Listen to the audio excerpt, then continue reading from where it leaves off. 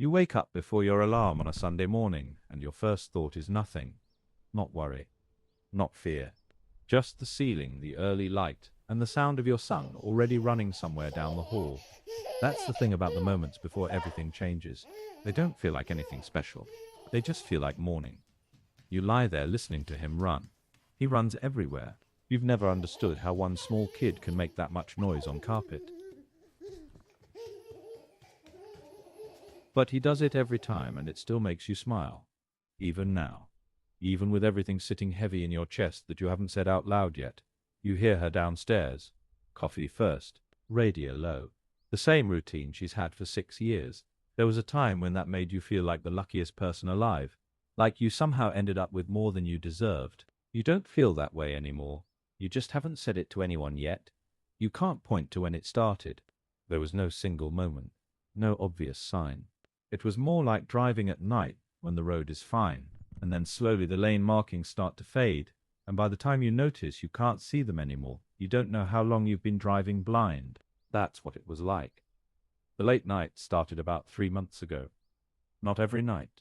Just more than before, always with an explanation that made sense on its own, but felt like something else when you added them all up. The office was the thing that really got to you. She'd always had one. You never had a problem with it. But 6 months ago she changed the lock, put in a new deadbolt herself on a Tuesday while you were at work. Mentioned it once when you got home like it was nothing. Client files, confidentiality, you know how it is. And you nodded. Because you trusted her. Because that's what you do. But the old lock worked fine, and you couldn't stop thinking about that. It was her idea to invite your brother over. You didn't think anything of it at the time. He comes over most Sundays anyway. But this week she was the one who brought it up. Call him. Tell him to come. It'll be good. Your son misses him. You called him. He said yes immediately. Of course he did. That's your brother. You had no idea that somewhere across the city people were already moving, already planning, already counting down to the moment he walked through your front door. She knew exactly what she was doing. You just didn't know who she was yet. Your brother shows up at noon like it's any other Sunday. Big laugh. Big voice. Your son runs at him with his arms out before he's even through the door. They play together building something with blocks. Your brother making it more complicated than it needs to be just to watch your son figure it out. You watch them and feel for a few minutes like everything is fine. It isn't. But you don't know that. You don't plan to tell him. But something about that afternoon breaks you open. Maybe it's the way she laughs at something on her phone and turns the screen away in the same movement. Smooth. Like she doesn't even realize she's doing it. Maybe you're just tired of carrying it. I think she's having an affair. You say it quietly in the kitchen. Your son is in the other room. Your brother puts down his coffee and looks at you. Really looks at you. What makes you think that? So you tell him all of it. The late nights. The new lock. The ride shares instead of letting you pick her up. The way she answers questions now. Not wrong, just too prepared. He listens the whole way through without interrupting, which is not like him at all. Then, maybe she just needs space. It's not that. He looks at you for a moment. No, he says quietly. I don't suppose it is. Before you can push on that, you hear your son fall. The sound reaches you before understanding does. And then you're already moving and she's already ahead of you. She gets down next to him and checks him. Neck, breathing, eyes, hands completely steady, voice low and certain. Not panicked. Not even close. He's okay. We need to go, but we don't need to run. She's a doctor. You've always known that, but you've never watched her work before. What you see doesn't look like a mother reacting to an emergency. It looks like someone stepping back into something that comes naturally to them. Like the crisis is where she makes the most sense.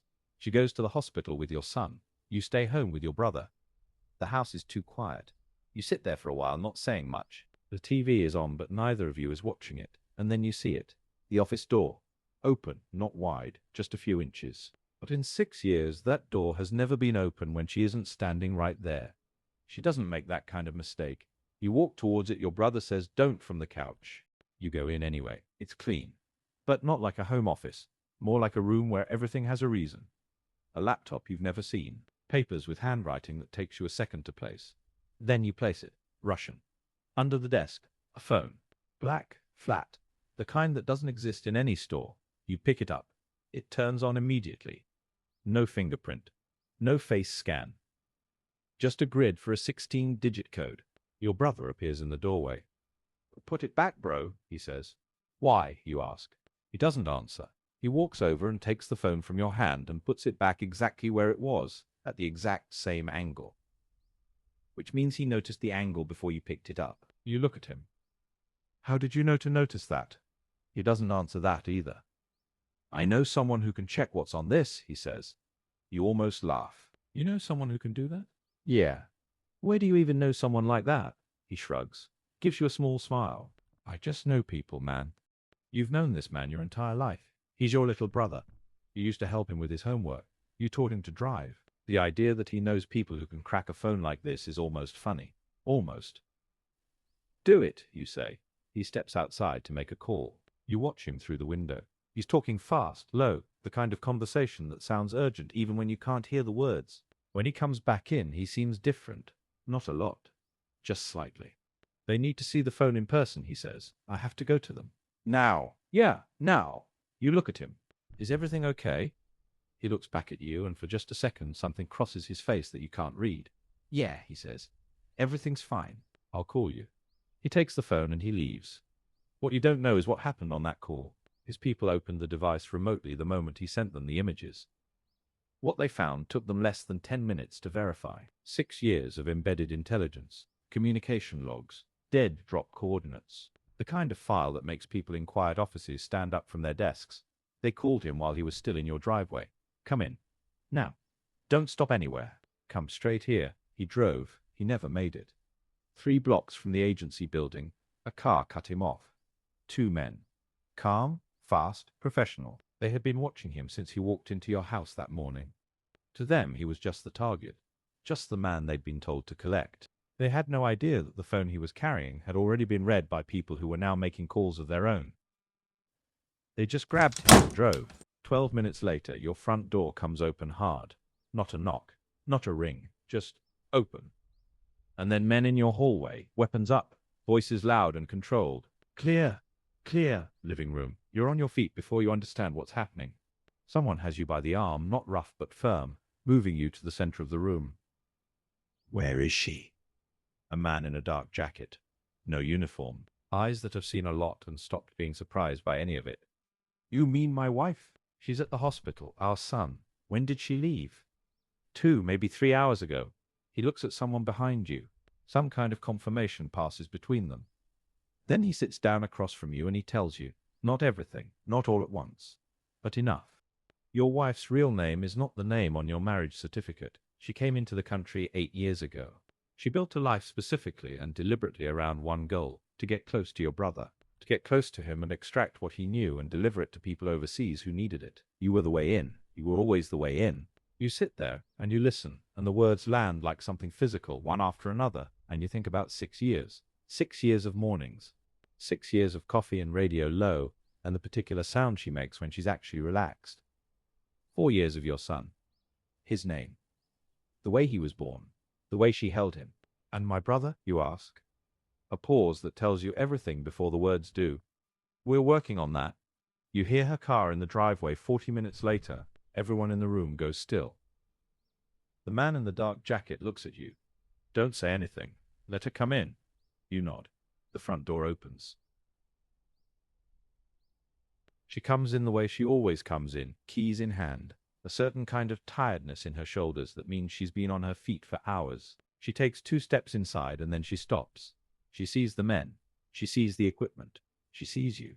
And her face, for just 1 second, shows you something you've never seen on it before. Not fear. Calculation. Pure and immediate. Every exit, every option, every variable assessed in less time than it takes you to breathe. Then she looks at the man in the dark jacket. "Where is your asset?" he says. "Where is the agent your people sent today?" She doesn't answer. "We have the device," he says. "We have everything on it. It's done." "Where is he?" She looks at you. Not at him. At you. And whatever she was going to say, whatever trained response was forming, something stops it. Something that looks underneath everything like it might be real. "Where is my brother?" you ask. She closes her eyes for just a moment. Then she opens them and looks at the man in the jacket. I want a deal, she says. You are not in a position. I'm the only position you have, she says. You don't know where they took him. You don't know which route. You don't know who has him or where they're going. But I do. She pauses. I want a deal, full terms, in writing. And then I'll bring him home. The room is silent. The man looks at her for a long time. Then he looks at you. And you understand that somehow, in the middle of all of this, you are still the variable. You are still the thing that none of them, not her people, not his, fully accounted for. Because she's not doing this for the deal. She's doing it because you just asked her where your brother is, and she can't not answer you. She makes one call. 40 seconds. A location. 2 words in Russian you don't understand. Then she hangs up and gives the address to the man in the jacket, and within minutes people are moving and radios are going, and the room that was your living room is suddenly something else entirely. She sits down on the couch. The couch where your brother sat this morning building blocks with your son. She puts her face in her hands. You sit down across from her. Not next to her. Across. And you just look at her for a while. How long did it take, you say? Before it stopped being the mission. Then she hangs up and gives the address to the man in the jacket, and within minutes people are moving and radios are going, and the room that was your living room is suddenly something else entirely. She sits down on the couch. The couch where your brother sat this morning building blocks with your son. She puts her face in her hands. You sit down across from her. Not next to her. Across. And you just look at her for a while. How long did it take, you say? Before it stopped being the mission. She looks up. How long before I was actually your husband and not just a way to get to him? She holds your eyes. And this time there's no calculation in it, no assessment. Just the face of someone who has been carrying something for a very long time and is finally too tired to carry it anymore. 2 years, she says. Maybe less. But you stayed anyway. Yes. Because of the mission. She's quiet for a moment. At first, she says, and then because of you, and then because of him. She means your son. And then because leaving meant all of it was nothing, and I couldn't make it nothing. You sit with that. Outside you can hear radios, movement, the machinery of something much bigger than your living room grinding into motion. So you are okay with going to jail after all this? You ask. I'm not going to jail, nor am I staying, she says. Where are you going? You ask. I don't know. You let that sit in the air between you. She stands up and hugs you tightly. Your brother comes home 4 hours later. He walks through your front door with 2 men behind him and a cut above his left eye that he waves off like it's nothing. He looks at you, and for a second he's not an agent. He's not anything professional or trained or controlled. He's just your little brother standing in your hallway looking at you the way he used to look at you when you were kids and something went wrong and he didn't know how to fix it. You okay? He asks. You think about the question. Your wife taken to a C.I., a black site. Your son is in a hospital bed across the city with a broken wrist. Your house has been turned inside out. Everything you thought you knew about the last 6 years just got rewritten in an afternoon. No, you say. He nods. Yeah, he says. Me neither. Later, much later, after the agents have cleared out and the statements have been taken and the calls have been made, you sit alone in your kitchen. The house is quiet again. Different kind of quiet now. She's gone, not running. She made the deal. She'll cooperate. She'll answer everything they ask. But she's gone from the house tonight, maybe for a lot of nights. Your son is still at the hospital. You'll go back in the morning. You'll sit next to his bed and watch him sleep and try to figure out how to be someone's father when you don't fully recognize your own life anymore. Your brother is somewhere in the house. You can hear him moving around. He won't leave tonight. He didn't say that. He just didn't leave. You sit there with your coffee going cold and you think about this morning. Waking up and feeling nothing wrong. The ceiling. The early light.